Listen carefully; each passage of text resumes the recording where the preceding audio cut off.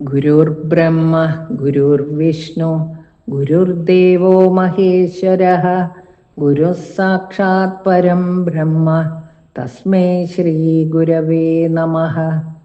പീതാംബരം കരവിരാജിതചക്രശംഖകൗമോദഗീ സരസിജം കരുണാസമുദ്രം രാധാസഹായമതിസുന്ദരമന്ദഹാസം വാതാലയേശമനിശം ഹൃദി ഭാവയാമി. ഓം നമോ ഭഗവതേ വാസുദേവായ. ശ്രീമന്നാരായണീയം ദശകം 90 ഭഗവത് മാഹാത്മ്യം.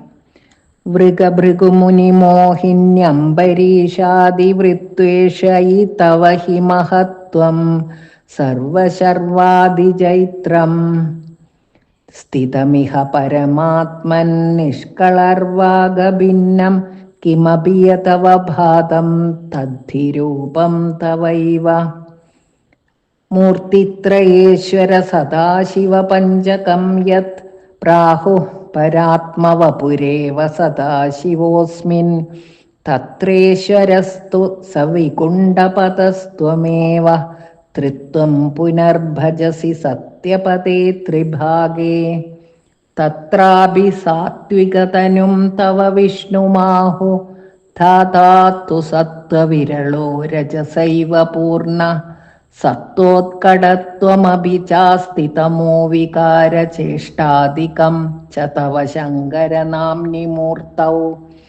തം ച ത്രിമൂർത്യധിഗതം പരപൂരുഷം ത്വാം സർവാത്മനാഭി ഖലു സർവമയത്വഹേതോഃ ശംസന്ത്യുപാസനവിധൗ തദപി സ്വതസ്തു ത്വദ്രൂപമിത്യതിദൃഢം ബഹുനഃ പ്രമാണം. ശ്രീശങ്കരോപി ഭഗവാൻ സകളേഷു താവത് ത്വാമേവ മാനയതി യോ നഹി പക്ഷപാതീ ത്വന്നിഷ്ടമേവ സഹി നാമ സഹസ്രകാദി വ്യാഖ്യാദ്ഭവത് സ്തുതിപരശ്ച ഗതിം ഗതോന്തേ.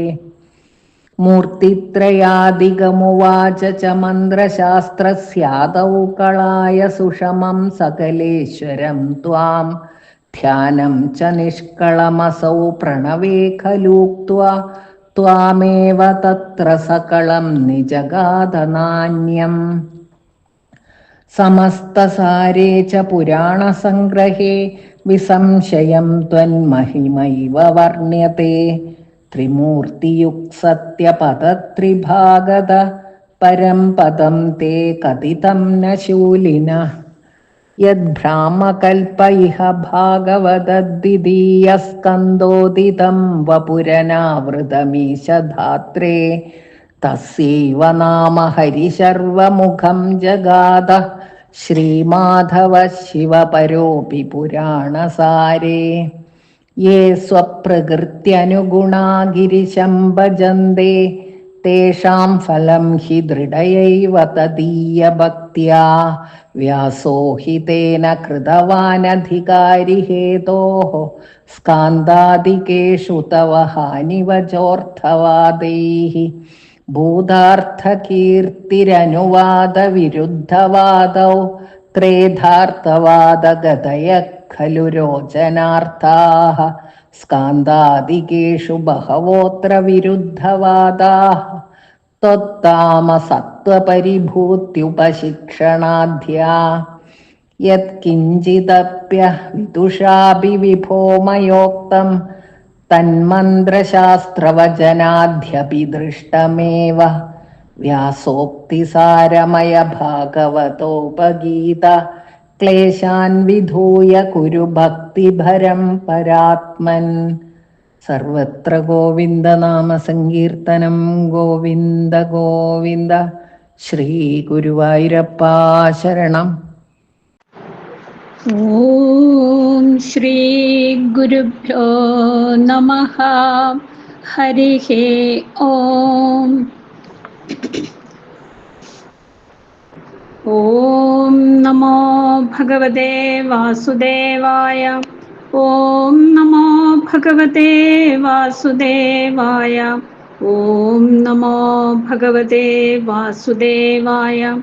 ശ്രീമൻ നാരായണീയം ദശകം 90.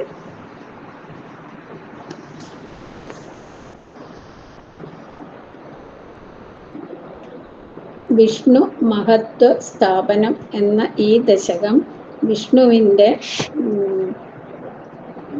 മൂല്യതയെക്കുറിച്ച് പറയുന്നതാണ്. അതായത് മൃഗാസുരാദി കഥകൾ കൊണ്ട് സിദ്ധമായ പരമ താത്പര്യം മഹാവിഷ്ണുവിൻ്റെ മഹത്വം തന്നെയെന്ന് നിർണയിക്കുകയാണ് ഈ ദശകത്തിലൂടെ. ഭൃഗഭൃഗുമുനിമോഹിന്യംബരീഷാദിവൃത്തേഷു തവ ഹി മഹത്വം സർവശർവാദിചൈത്രം സ്ഥിതമിഹ പരമാത്മൻ നിഷ്കളാർവാഗഭിന്നം കിമപി യദവഭാതം തദ്ധിരൂപം തവൈവ. പരമാത്മാവായ ശ്രീ ഗുരുവായൂരപ്പ, മൃഗാസുരൻ, ഭൃഗുമുനി, പിന്നെ മോഹിനി, അംബരീഷൻ തുടങ്ങിയവരുടെ കഥകളി നിന്തിരുവടിയുടെ മഹിമ തന്നെയാണല്ലോ പറയുന്നത്. രുദ്രൻ അടങ്ങിയ എല്ലാ ദേവന്മാരെയും ജയിക്കുന്നതായി ഈ ഭാഗവതത്തിൽ സിദ്ധാന്തിച്ചിരിക്കുന്നത്. സകല നിഷ്കള രൂപങ്ങളിൽ നിന്ന് അഭിന്നമായി അനിർവചനീയമായി യാതൊന്ന് പ്രകാശിതമായിട്ടുണ്ടോ അത് ആ ചൈതന്യം നിന്തിരുവടിയുടേത് തന്നെ ആകുന്നു എന്ന് പറയാണ്. അതായത് ഭാഗവത കഥകൾ കൊണ്ട് മറ്റ് ദേവതകളെക്കാൾ മഹത്വം വിഷ്ണുവിനാണെന്ന് സിദ്ധമായിരിക്കുകയാണ്. ഇത് ഇനി നാമരൂപാദികളിലുള്ള ശിവാദികളിൽ നിന്നും നാമരൂപരഹിതമായ ചൈതന്യത്തിൽ നിന്നും വിട്ടുനിൽക്കാത്തതായി, അതായത് സകല നിഷ്കള ഭാവങ്ങൾ രണ്ടിലും ഒരുപോലെ ശോഭിച്ച് ഇറങ്ങുന്നതായി യാതൊരു ദിവ്യ ചൈതന്യം പ്രകാശിതമായിട്ടുണ്ടോ അതും ആ രൂപവും അവിടുത്തെ തന്നെ ആകുന്നു എന്ന് പറയാണ്. അതായത് വിഷ്ണുവിൻ്റെ തന്നെ ആകുന്നു എന്ന്. അതായത് ഉപനിഷത്തും ഉദ്ഘോഷിക്കുന്ന ആ ജ്യോതിരൂപവും അങ്ങയുടേത് തന്നെ എന്ന് ഈ ദശകത്തിലൂടെ വർണ്ണിക്കുകയാണ്. അതായത് അല്ലയോ പരമാത്മൻ, മൃഗാസുരൻ, ഭൃഗുമഹർഷി, മോഹിനി, അംബരീഷൻ എന്നിവരുടെ കഥകളിലൂടെ അങ്ങയുടെ മഹത്വം പരമശിവൻ മുതലായ ദേവന്മാരെയും ജയിക്കുന്നതാണെന്ന് ഇവിടെ സ്ഥാപിക്കപ്പെടുകയാണ്. നിഷ്കള ബ്രഹ്മത്തിലും ബ്രഹ്മവിഷ്ണു രുദ്രന്മാർ എന്നിവരിലും ഏകമായി നിലനിൽക്കുന്നതും എന്തെന്ന് പറഞ്ഞറിയിക്കാൻ പറ്റാത്തതുമായി യാതൊന്ന് ശോഭിക്കുന്നുവോ ആ രൂപം അങ്ങയുടേത് തന്നെ ആണല്ലോ എന്നാണ് പറയുന്നത്. മൂർത്തിത്രയേശ്വര സദാശിവ പഞ്ചകം യത് പ്രാഹുഃ പരാത്മവപുരേവ സദാശിവോസ്മിൻ തത്രേശ്വരസ്തു സ വിഗുണ്ഠപദസ്ത്വമേവ ത്രിത്വം പുനർഭജസി സത്യപദേ ത്രിഭാഗേ.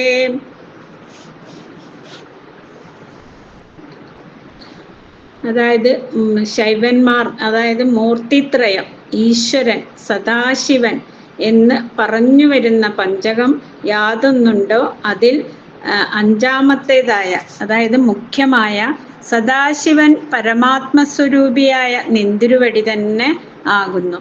അതിൽ ഈശ്വരൻ എന്നതാകട്ടെ വിഗുണ്ഠപതനായ, അതായത് വൈകുണ്ഠവാസിയായ ആ അങ്ങു തന്നെയാണ്. അവിടുന്ന് തന്നെ 3 ഭാഗമുള്ള സത്യലോകത്തിൽ ത്രിമൂർത്തിഭാവത്തെയും ആശ്രയിക്കുന്നു. ഇങ്ങനെ മൂർത്തിത്രയവും ഈശ്വരനും സദാശിവനും നിന്തിരുവടി തന്നെയെന്ന് സിദ്ധമാകുന്നു. അതായത് ശൈവന്മാർ എന്ന് പറഞ്ഞാൽ ശിവപഞ്ചക രൂപേണ വ്യവഹരിച്ചു വരുന്ന ബ്രഹ്മാവ്, വിഷ്ണു, ശിവൻ, ഈശ്വരൻ, സദാശിവൻ, ഈ 5ഉം ഭാഗവത വചനപ്രകാരം വിഷ്ണു തന്നെ എന്ന് നിരൂപിക്കുകയാണ് ഇവിടെ. സദാശിവൻ പരമാത്മാവും ഈശ്വരൻ വൈകുണ്ഠനും സത്യലോകത്തിലെ സൃഷ്ടി സ്ഥിതി സംഹാര കർത്താക്കളായ ത്രിമൂർത്തികളായി വർത്തിക്കുന്നതും നിന്തിരുവടി ഗുരുവായൂരപ്പൻ തന്നെ, സാക്ഷാൽ പരമാത്മാവ്, ബ്രഹ്മതത്വം എന്ന് സാരം. അതായത് ബ്രഹ്മാവ്, വിഷ്ണു, ശിവൻ, ഈശ്വരൻ, സദാശിവൻ എന്നിങ്ങനെ തത്വങ്ങൾ 5 യാതൊന്നിനെ പറയുന്നുവോ അതിൽ സദാശിവൻ പരമാത്മസ്വരൂപമായിരിക്കുന്ന അങ്ങു തന്നെയാണ്. ഇതിൽ 4ാമത്തേതായ ഈശ്വരനാകട്ടെ വൈകുണ്ഠവാസിയായ അങ്ങു തന്നെ. വീണ്ടും അങ്ങ് സത്യലോകത്തിൽ 3 ഭാഗങ്ങളുള്ളതിൽ ത്രിമൂർത്തി ഭാവത്തെയും ആശ്രയിക്കുന്നു.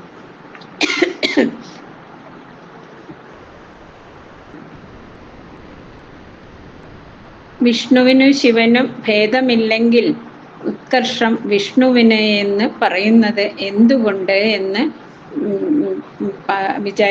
വിചാരിക്കുന്നു.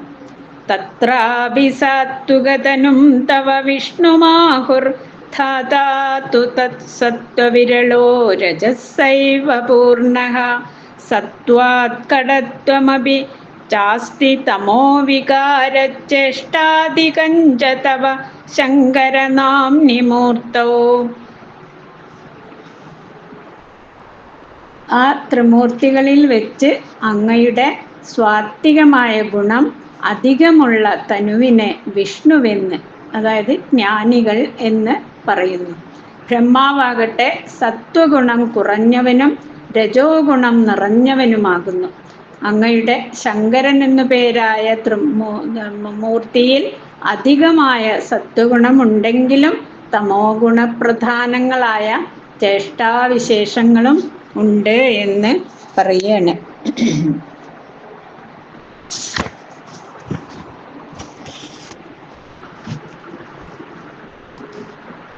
അതായത് ഉപാധിഭേദം കൊണ്ടാണ് വിഷ്ണുവിന് മഹത്വം കൽപ്പിക്കുന്നത്. ത്രിഗുണങ്ങളാണിവിടെ ഉപാധികൾ. സത്വാധിക്യമുള്ള മൂർത്തി വിഷ്ണു, രജപ്രധാനൻ ബ്രഹ്മാവ്, ഉത്കട സത്വത്തോടൊപ്പം ഉത്കടമായ തമസ്സും ചേർന്നതത്രേ ശിവൻ. അതായത് ശിവനിൽ സത്വഗുണവും തമോ ഗുണവും ചേർന്നതാണ് ശിവൻ. അതിനാൽ കർമ്മങ്ങൾ രൗദ്രങ്ങളായിരിക്കുന്നു. വിഷ്ണുവിൽ അത് സംഭവിക്കയില്ല. ഈ ഉപാധിഭേദമനുസരിച്ചാണ് വിഷ്ണുവിന് മഹത്വമെന്ന് പറയുന്നത്. ഈശ്വര പരമാത്മികവും, അതായത് ത്രിമൂർത്തികളിന്മേലുള്ള പരമാത്മാവും ശിവനാണെന്ന് സിദ്ധമായിരിക്കെ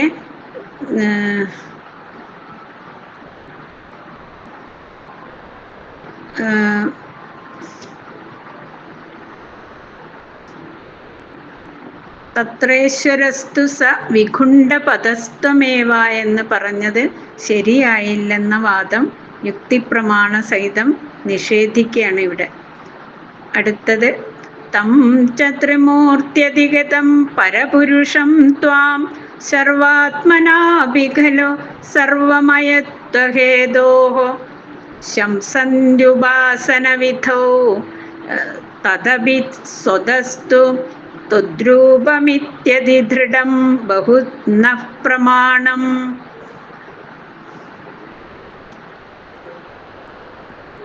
ത്രിമൂർത്തികളിലും മേലെയുള്ള ആ ഈശ്വരനായ അങ്ങയെയും പരമാത്മാവായ അങ്ങയെയും സർവാത്മാവാകയാൽ ഉപാസനാവിധിയിൽ ശിവസ്വരൂപനായും തത്വം അറിയുന്നവൻ, അതായത് അറിയുന്നവർ, അതായത് പൗരാണികന്മാർ എന്ന് പറയുന്നു. എങ്കിലും പരമാർത്ഥമായിട്ട് ആ ശിവസ്വരൂപവും അവിടുത്തെ സ്വരൂപം തന്നെയാണെന്ന് നമുക്ക് ഉറച്ച ധാരാളം പ്രമാണങ്ങൾ ഉണ്ട്. ശൈവന്മാർ ത്രിമൂർത്തികളിൽ മേലെ സദാശിവനായും ബ്രഹ്മാണ്ടവും നിറഞ്ഞു കവിഞ്ഞു നിൽക്കുന്ന പരമാത്മാവായ ഈശ്വരനായും ആരാധിക്കുന്ന ശിവൻ സർവമയനായ അങ്ങ്, അതായത് ഗുരുവായൂരപ്പൻ തന്നെ എന്ന് തത്വം അറിയുന്നവർ പറഞ്ഞിട്ടുണ്ട്. ധാരാളം പ്രമാണങ്ങളുമുണ്ട്. സർവമയനാകയാൽ ഭക്തന്മാരുടെ അഭീഷ്ടമനുസരിച്ച് ശിവനായും ശക്തിയായും വിഷ്ണുവായും രൂപം സ്വീകരിക്കുന്നു എന്ന് വെച്ച് അത് പരമാത്മാവിൽ നിന്തിരുവടിയല്ലാതെ മറ്റാരുമല്ല എന്ന് ഉറപ്പുണ്ട്. അതായത് ഭഗവത്ഗീതയിൽ പോലും ഭഗവാൻ തന്നെ പറയുന്നുണ്ട്. സഗുണോപാസനയിലെ ത്രിമൂർത്തികളിൽ ഉത്കർഷം വിഷ്ണുവിനാണെന്ന് സാധിച്ച ശേഷം നിർഗുണോപാസനയിലും സർവോത്കർഷം തന്തിരുവടിക്കാണെന്ന് സ്ഥാപിച്ചിരിക്കുകയാണ് ഇവിടെ. ഇത് ശൈവന്മാർക്കും തുല്യമല്ലേ എന്നാണെങ്കിൽ അല്ല എന്നുള്ളതിന് ശക്തിയേറിയ പ്രമാണങ്ങളുണ്ടെന്ന് പറയുന്നു.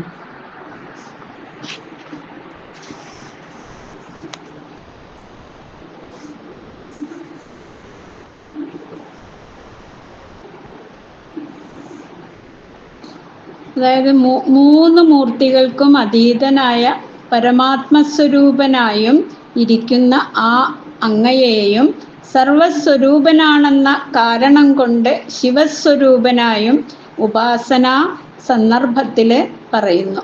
എങ്കിലും സ്വതവേ തന്നെ അതും അങ്ങയുടെ രൂപം തന്നെ എന്നതിന് ഞങ്ങൾക്ക്, അതായത് വൈഷ്ണവ പക്ഷീയർക്ക് ഏറ്റവും ഉറപ്പുള്ള ധാരാളം പ്രമാണങ്ങളുണ്ട് എന്ന് ഈ ശ്ലോകത്തിലൂടെ പറയാണ്. ശ്രീശങ്കരോപി ഭഗവാൻ സകളേഷു താവത് ത്വാമേവ മാനയതിയോ നഹി പക്ഷപാതി ത്വന്നിഷ്ഠമേവ സഹി നാമസഹസ്രകാതി വ്യാഖ്യാത് ഭവത്സ്തുതി പരശ്ചഗതിം ഗതോന്തേ.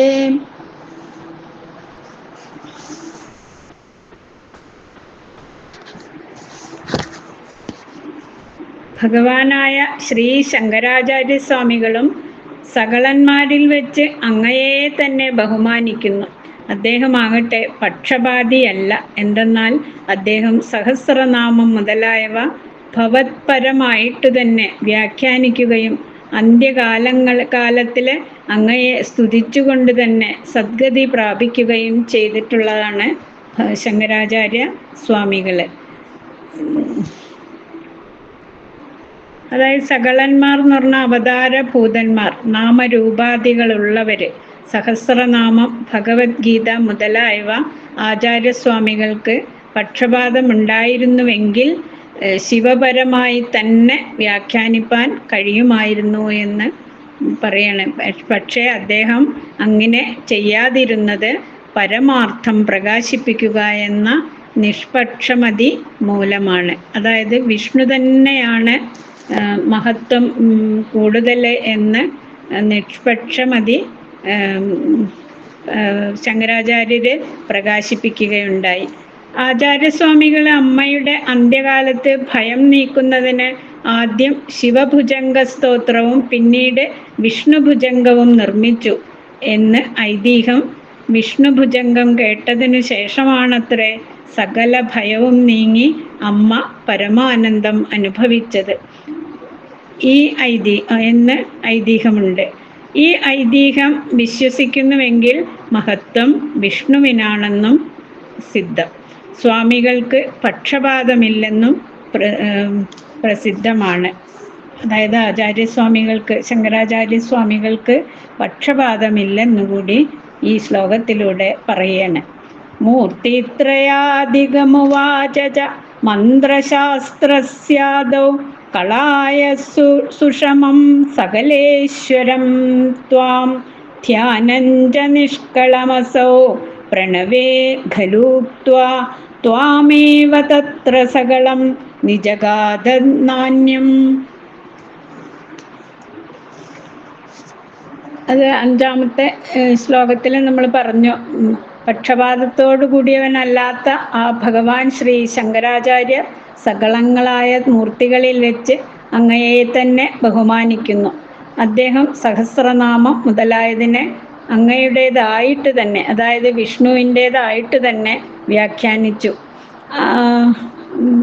വിഷ്ണുവിനെ സ്തുതിക്കുന്നതിൽ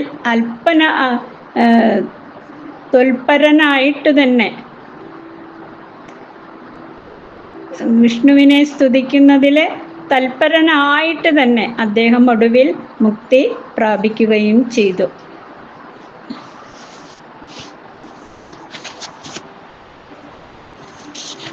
ആറാമത്തെ ശ്ലോകത്തിലൂടെ അതായത് സകലേശ്വരനും കായാമ്പൂവിന് തുല്യമായ കാന്തി വിശേഷമുള്ളവനും ത്രിമൂർത്തികൾക്കും മേലെയുള്ളവനുമായ നിന്തിരുവടിയെ പരമേശ്വരനായി പറഞ്ഞിരിക്കുന്നു.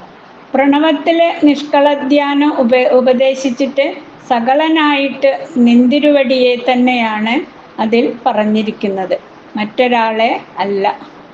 മന്ത്രശാസ്ത്ര ഗ്രന്ഥം നിർമ്മിക്കുമ്പോൾ ആചാര്യസ്വാമികൾ ഇഷ്ടദേവതാ വന്ദനം ചെയ്യുമ്പോൾ കളായ സുഷമനായ പരമാത്മാവിനെ ത്രിമൂർത്തികളിൽ നിന്നും മേന്മ ഏറിയ ത്രിമൂർത്തികളെ നിയന്ത്രിക്കുന്ന ദേവതയായിട്ട് വിഷ്ണുവിനെയാണ് വന്ദിക്കുന്നത്. കളായ ശോഭ മറ്റു മൂർത്തിഭേദങ്ങൾക്ക് പ്രസിദ്ധമല്ലല്ലോ. ധ്യാനം നിഷ്കളവും സകളവും എന്ന് രണ്ടു വിധമാവാം. നിഷ്കളധ്യാനം അതായത് നാമരൂപരഹിതം പ്രണവത്തിൽ സങ്കല്പിതമായപ്പോൾ സകളധ്യാനത്തിന് ധ്യേയമായ രൂപം വിഷ്ണുവിൻ്റേതാണെന്ന് സ്വാമികൾ നിർദ്ദേശിച്ചത്. ഇതും ത്വാമേവ മാനയതി എന്നതിന് തെളിവാകുന്നു. സകല പുരാണങ്ങളും ഭഗവാൻ ഗുരുവായൂരപ്പൻ്റെ അതായത് വിഷ്ണുവിൻ്റെ മാഹാത്മ്യം തന്നെ പ്രതിപാദിച്ചിരിക്കുന്നുവെന്ന് പറയുന്നു. അതായത് ശങ്കരാചാര്യ സ്വാമികൾ തന്നെ സകല ലോകനാഥനും കായാമ്പു പോലെ നീലനിറവുമുള്ള മോഹന ശോഭയുള്ളവനുമായ വിഷ്ണുവിനെ തന്നെ ത്രിമൂർത്തികൾക്കും അതീതനായി നിൽക്കുന്നവനായി മന്ത്രശാസ്ത്രം എന്ന ഗ്രന്ഥത്തിൻ്റെ ആദ്യത്തിൽ പറയുകയും ചെയ്തു. പ്രണവം എന്നറിയപ്പെടുന്ന ഓങ്കാരത്തിലാകട്ടെ നിഷ്കളമായ ധ്യാനത്തെയും പറഞ്ഞിട്ട് അവിടെ സകളനായിരിക്കുന്ന അങ്ങയെ തന്നെ പറഞ്ഞിരിക്കുന്നത് മറ്റൊരു ദേവനെ അല്ല. സമസ്തസാരേജ പുരാണ സംഗ്രഹേ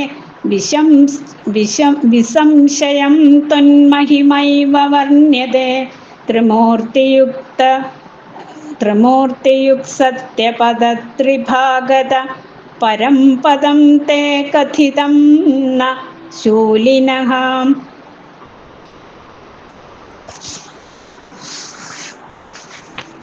അതായത് എല്ലാ പുരാണങ്ങളുടെയും സാരാംശഭൂതമായ പുരാണ സംഗ്രഹത്തിലെ യാതൊരു സംശയവുമില്ലാത്ത വിധത്തിൽ നിന്തിരുവടിയുടെ മാഹാത്മ്യം തന്നെ വർണ്ണിച്ചിരിക്കുന്നു. ത്രിമൂർത്തികളുടെ സ്ഥാനമായ സത്യലോകത്തിൽ പറയുന്ന 3 സ്ഥാനങ്ങളിൽ നിന്നും മുകളിലായിരിക്കുന്നത് അങ്ങയുടെ വൈകുണ്ഠമാണെന്ന് പറഞ്ഞിരിക്കുന്നു. ശ്രീരുദ്രന് അപ്രകാരം ഉന്നതമായൊരു സ്ഥാനം ഉണ്ടെന്ന് പറഞ്ഞിട്ടില്ല. അതായത് സൃഷ്ടി സ്ഥിതി സംഹാര ദേവതകളായ ത്രിമൂർത്തികളുടെ സ്ഥാനമാണ് സത്യലോകം. ഈ 3 ലോകങ്ങൾക്കും പുറമെ ബ്രഹ്മാണ്ടത്തിനും പുറത്തായി മഹാവിഷ്ണുവിനൊരു ലോകമുണ്ടെന്ന് പറഞ്ഞിരിക്കുന്നു. അത് രുദ്രനില്ല. അതിനാൽ ഇവ സാക്ഷാൽ വൈകുണ്ഠമാണ് ഇവിടെ പറയപ്പെട്ടത് എന്ന് സംശയമില്ല. അത് അങ്ങയുടെ സ്ഥാനമായിട്ട് പറഞ്ഞത് നിന്തിരുവടിയുടെ മഹിമയെ ഉറപ്പിക്കുന്നു. ഈ വൈകുണ്ഠത്തിലേക്കാണ് ഭഗവാൻ ശ്രീകൃഷ്ണൻ അർജുനൻ തീയിൽ ചാടാൻ തുടങ്ങിയപ്പോൾ പിടിച്ചു വലിച്ചു തേരിലേറ്റിക്കൊണ്ട് പോയത്. ഈ ഭാഗം ഭാഗവതത്തിലെ ബ്രഹ്മാണ്ട ബഹിസ്ഥിതമായ വൈകുണ്ഠത്തെയും അവിടെ വിഷ്ണുവിൻ്റെ ദർശനത്തെയും വിവരിക്കുന്നുണ്ട്. ശൈവനായ വിദ്യാരണ്യ സ്വാമികളും പക്ഷപാതമില്ലാതെ പുരാണ സാരത്തിലെ വിഷ്ണു മഹത്വം പ്രതിപാദിക്കുന്നുണ്ട്.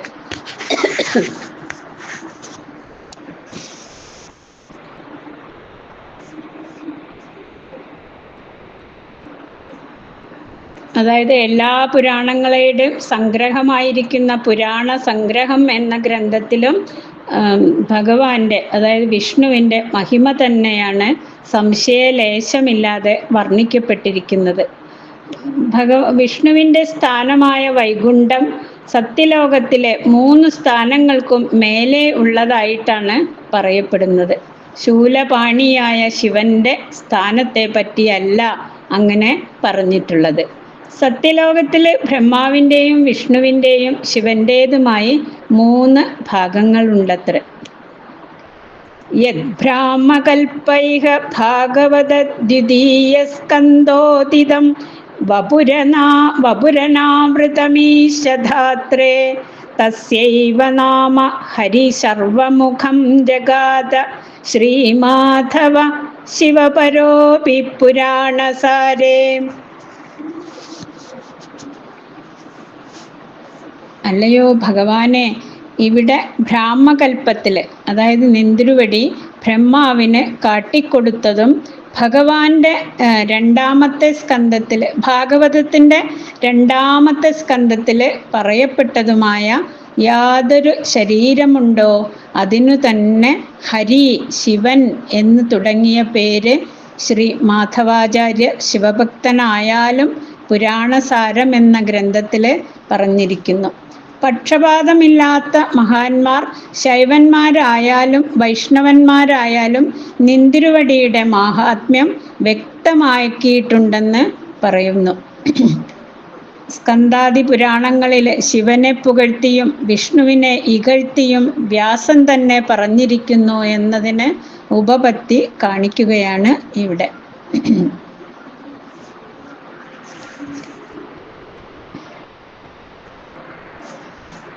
അതായത്, അല്ലയോ സർവേശ്വര, ബ്രാഹ്മകൽപ്പത്തിൽ ബ്രഹ്മാവിനായിക്കൊണ്ട് അനാച്ഛാദിതമാക്കപ്പെട്ടതും ഇവിടെ മഹാഭാഗവതം 2-ാം സ്കന്ധത്തിൽ പ്രതിപാദിക്കപ്പെട്ടതുമായ യാതൊരു ശരീരമുണ്ടോ അതിനെ തന്നെ വിഷ്ണു, ശിവൻ മുതലായ പേരുകളാൽ ശിവഭക്തനാണെങ്കിൽ പോലും ശ്രീ മാധവാചാര്യർ പുരാണസാരം എന്ന ഗ്രന്ഥത്തിൽ പറഞ്ഞിരിക്കുന്നു.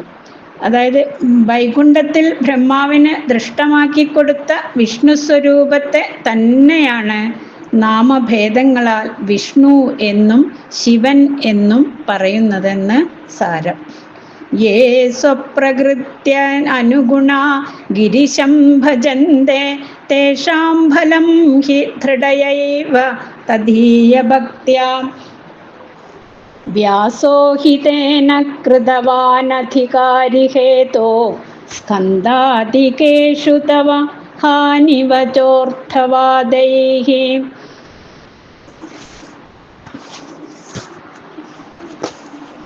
ഏവര് തങ്ങളുടെ വാസനയ്ക്കൊത്ത വിധം ശിവനെ സേവിക്കുന്നുവോ അവർക്കാകട്ടെ അവരുടെ ആ ഉറച്ച ശിവഭക്തി കൊണ്ട് തന്നെയാണ് ഫലസിദ്ധി ഉണ്ടാകുന്നത്. അതുകൊണ്ട് വ്യാസൻ ആ വക അധികാരികൾക്ക് വേണ്ടി അവർക്ക് ദൃഢമായി ആരാധിക്കാനുള്ള സൗകര്യം നോക്കി സ്കന്ധാദി പുരാണങ്ങളിൽ അർത്ഥവാദങ്ങളെ കൊണ്ട് വിഷ്ണുവിന് താഴ്മയെ പറഞ്ഞിരിക്കുന്നു എന്ന് അത്രമാത്രമേ ഉള്ളൂ. സ്തുതി നിന്ദാർത്ഥം അധികാർത്ഥ വചനമാർത്ഥവാദ എന്ന ഉള്ളതിൽ കൂടുതലായോ കുറവായോ ഉള്ളത് മറച്ചുവെച്ചോ സ്തുതി രൂപത്തിലോ നിന്ദാരൂപത്തിലോ പറയുന്നത് മറ്റൊരാൾക്ക് സ്തുതിയായോ നിന്ദയായോ പരിണമിക്കുന്നത് അർത്ഥവാദമാണ്. അങ്ങനെ ശിവനെ സ്തുതിപ്പാനോ ഉയർത്തി കാണിക്കാനോ മാത്രം ആണ് വിഷ്ണുവിനെ ഇകഴ്ത്തി കാണിക്കുന്നതെന്ന് സാരം. അതായത് യാതൊരുത്തൻ തങ്ങളുടെ സ്വഭാവ ഗുണത്തിനനുസരിച്ച് ശിവനെ ഭജിക്കുന്നുവോ അവർക്കാകട്ടെ ശിവങ്കലുള്ള സുദൃഢമായ ഭക്തി കൊണ്ട് തന്നെയാണ് മോക്ഷമാകുന്ന ഫലം സിദ്ധിക്കുന്നത്. അതിനാൽ തന്നെ വ്യാസഭഗവാൻ അധികാരിക്ക് വേണ്ടി, അതായത് ആധികാരികതയ്ക്ക് വേണ്ടി സ്കാന്തം മുതലായ പുരാണങ്ങളിലെ അർത്ഥവാദങ്ങളെ കൊണ്ട് അങ്ങക്ക് താഴ്ച, അതായത് വിഷ്ണുവിന് താഴ്ച വരുത്തുന്ന വാദഗതികളെ വച്ചിരിക്കുന്നു. ഭൂതാർത്ഥകീർത്തിരനുവാദ വിരുദ്ധവാദോ ത്രേധാർത്ഥവാദഗതയ ഖലു രോചനാർത്ഥഃ സ്കന്ധാദികേഷു ബഹവോത്ര വിരുദ്ധവാദാസ്തുത്താമ അസത്യപരിഭൃത്യുപശിക്ഷണാദ്യാഹ. അതായത് സത്യമായത് കീർത്തിക്കുക, വിരുദ്ധമായ ഗുണം ഇല്ലെങ്കിലും ഉണ്ടെന്ന് കാണിക്കുക, ഉള്ളതിന് വിപരീതം പറയുക. ഇങ്ങനെ അർത്ഥവാദം 3 വിധമുള്ളതും വെറും വർണ്ണ്യവസ്തുവിൽ കൂടുതൽ രുചി കൈവളർത്തുവാൻ മാത്രമുള്ളവയുമാണ്. ഇവിടെ സ്കന്ധാദി പുരാണങ്ങളിലെ വിഷ്ണുവിന് തമോ ഗുണമുണ്ടെന്നും പരാജിതനായെന്നും ഉപദേശിക്കപ്പെട്ടു എന്നും മറ്റുമുള്ള അനേകം മൊഴികൾ മുൻപറഞ്ഞ വിരുദ്ധവാദമാകുന്നു. അതായത് ഉള്ളതിനെ വിപരീതമായി പറയുക, അതാണ് ഇവിടെ ഉള്ളത്. ശിവഭക്തന്മാർക്ക് രുചി വളർത്തുവാൻ ശിവനെ പുകഴ്ത്തിക്കൊള്ളട്ടെ, എന്തിനു മറ്റുള്ളവരെ താഴ്ത്തി നിന്ദിച്ചു പറയുന്നു എന്നതിന് ഇവിടെ സമാധാനം നൽകിയിരിക്കുന്നു. വിഷ്ണു തമോ ദേവതയാണെന്ന് പറയുന്നത് ശിവൻ സ്വാത്വിക മൂർത്തിയാണെന്ന് കാണിപ്പാനാണ്, അല്ലാതെ വാസ്തവമായി തമസ്സംബന്ധം വിഷ്ണുവിന് ഉണ്ടെന്ന് സാധിക്കുകയല്ല. ഉള്ളത് ഇല്ലെന്ന പോലെ ഇല്ലാത്തതുണ്ടെന്ന് പറയുന്ന വിരുദ്ധ വാദമാണിത് എന്ന് താല്പര്യം. മറ്റു പ്രമാണമനുസരിച്ചാണ് ഇപ്പറഞ്ഞതെല്ലാം ഒന്നും ഇതിൽ സങ്കല്പിതമായിട്ടില്ലെന്ന് ഭക്തന്മാർക്ക് വിശ്വാസത്തിനായിട്ട് പറയുകയാണ്.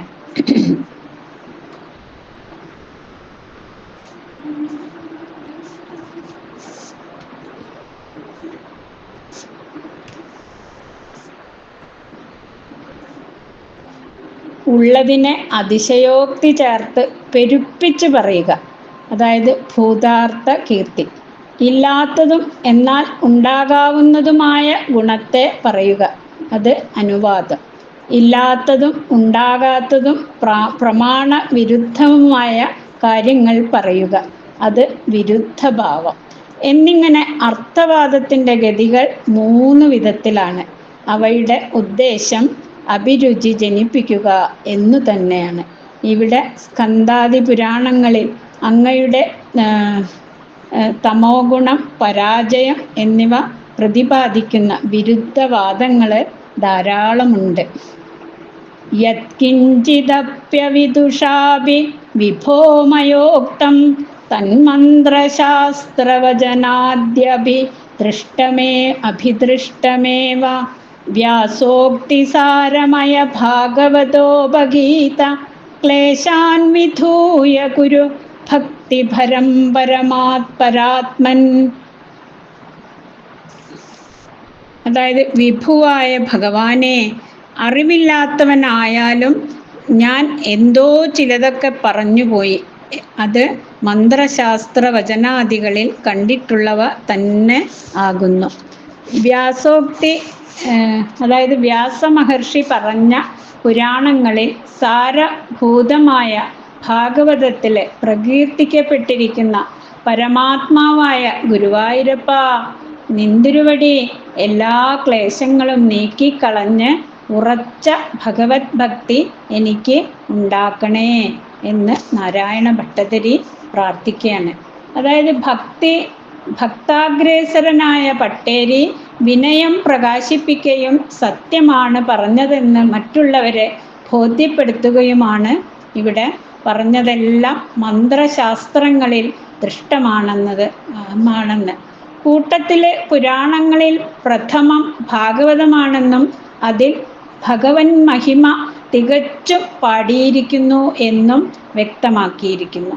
വ്യാസൻ അവസാനം മനഃശാന്തിക്ക് വേണ്ടി എഴുതിയതാണല്ലോ ഭാഗവതം. ഭാഗവതാനുഗ്രഹം കൊണ്ട് മാത്രമേ ഭക്തി സിദ്ധിക്കുകയുള്ളൂ. അതുകൊണ്ട് ഭക്തി തരണേ എന്ന് പ്രാർത്ഥിച്ച് ഭട്ടതിരി ഭക്തി തരണേ എന്ന് പ്രാർത്ഥിക്കുകയാണ്.